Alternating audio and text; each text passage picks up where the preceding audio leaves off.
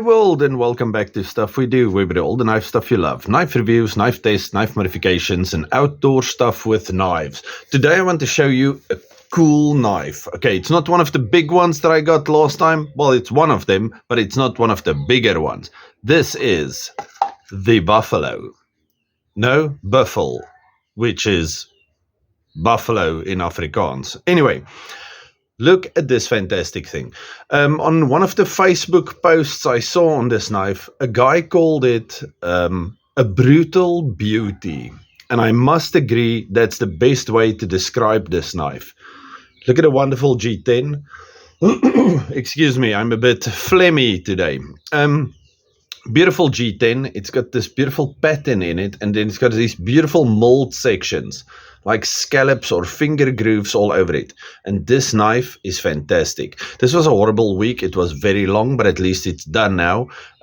Yes, sorry I'm late with this thing. I hope you can still see it on Friday. Okay, so look at this knife. Okay, in the box we get, excuse me, it's one of those lazy Fridays. We didn't buy, so I have delivery guys coming to bring us food because my wife, being the little saint that she is, decided to get something for the kids and then something else for me and her. Anyway, we get a small little cleaning cloth, we get a little tool, which is always nice, and we get extra pocket clip and extra screws. Okay, now I want you to look at the screws. You see, they all look pretty much the same. Okay, we'll get to that now. And the wonderful box, as always. Now, this knife. We do have a top flipper, and yes, I can do it now. I have been practicing. And then we have this fantastic blade. And on this blade, we have a hollow ground section at the bottom, and then a flat ground section at the tip. This is marvelous.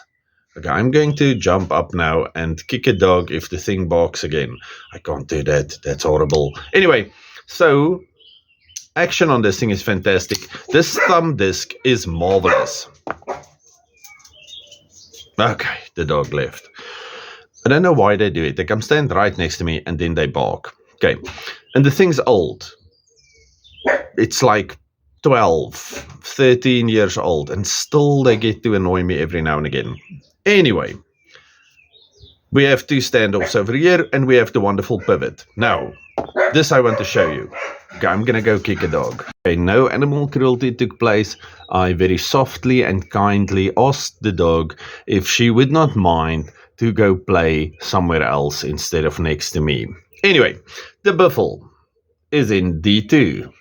Can you see that? D2 Buffel. Even the name is cool, Buffel. But this is what I want to show you.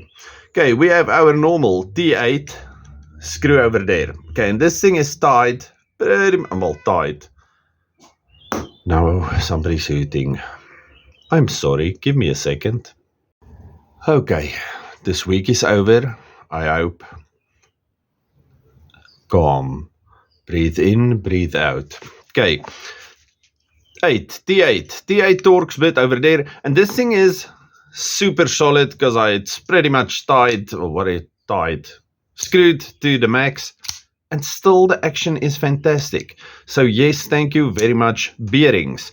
But then T8 over here, which is wonderful, and then look here, T8 even on the pocket clip. Now, as soon as I have one Torx bit that can do the whole knife, that makes me super happy.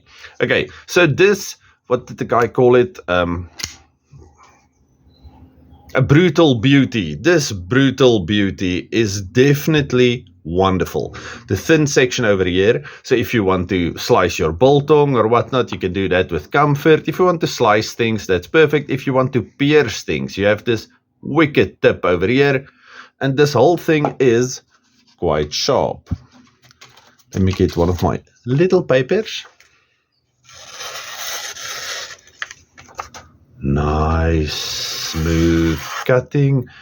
Let's make a few curly curls. Oh yes, we can. And then we have the super sharp tip right over there. Oh my goodness, this is marvelous. Okay, so the Buffel. Fits my hand fantastically. These finger grooves just give your hand somewhere to go sit. We do have a sharpening choil, which means you will get some life out of your sharpening before it starts widening right there. So that's not too bad. It's D2. I really enjoy D2. Oh, that's what I wanted to talk about. Somebody asked me, do you have any D2 that's ever rusted on you? No, I have not. Okay. D2 discolorates. It discolors. Okay. I'll show you an example now. But the only, apart from now carbon steel knives and Damascus knives that rusted on me, which is my fault because I do not always take care of the things as good as I should. But no, D2 itself has never really rusted on me. They have discolored and made little patterns on the blade. Let me quickly show you. D2 is a fantastic steel. There's still some knife makers out there, custom knife makers that even still use D2. Wonderful edge retention, whatnot. Go check out the video by Knife Steel Nerd, where he actually pretty much, and that's the guy that invented Magna Cut, where he actually tells you that the blade steel is not the big thing in knives. Anyway, go check that out. That's on your own. He doesn't actually talk about D2, but I'm telling you, D2, still fantastic steel. To say that it doesn't have a lot of toughness, that's fantastic, but in a pocket knife like this, you are not going to baton through things or whack bricks. Well, I hope not. Anyway, this is what I want to show you about discoloration. I cut a lot of meat and things, and then I do not always remember to wash my blades afterwards. I fold them, put them in my pocket, and then a day or two later, when I actually open them, I still see some barbecue sauce and stuff on there, and then I just wipe the thing. Okay, so this is what happens. You get discolorations, but that's not a problem, because if you had ever had any carbon steel knives, you would see that they get a patina over time. And yes, I have forged patinas on knives before, but if you just use a knife for long enough, it gets a wonderful patina. It's like character, and it's a good thing. Anyway, this is my Rico T. Look at the micarta, it looks fantastic. Keizer and micarta is looking all kinds of awesome these days. And then we have this patina going on the blade. Oh, and I swapped my pocket clip with, I think it was a Esk. I cannot remember. But luckily, if you buy a lot of, what do you call these things? Pickled steel knives, and you keep getting extra hardware and extra pocket clips, you can start swapping them around. Now, there's actually a cutout in here, and this thing fits on the cutout, but I like this way more. Okay, it stops right there. Okay, but the pocket clip in hand with this one, because it was so skinny, it's got the same pocket clip as the Rico D, but on the T, because it's so narrow, it actually bothered me. Okay, because it sits right there in front of your hand. But now it does not. So now this is one of my, I'm going to say favorite again. I'm not going to say that. So this is one of the most friendly carry EDC knives you can find. Okay, let's leave it there. Okay, but back to the Buffel. Back to the Buffel. This thumb disc is wonderful. You have wonderful, what do you call those things? Jumping over there, but it's flush with the sides. So in there you can feel it, and it does stop you, but it's as if it's hiding. But for some other reason, as soon as you put your finger over there, just behind that disc, you are locked in like nobody's business. And this knife, thick blade, let's quickly do some specs.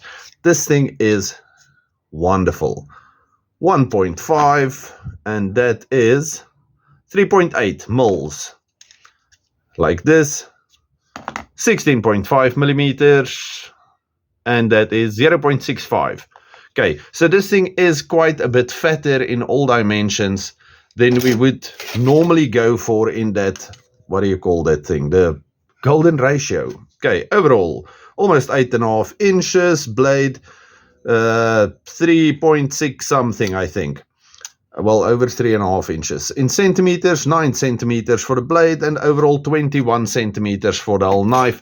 This is a big knife. It is a good knife. It is heavy, but not too heavy. I really enjoy this thing.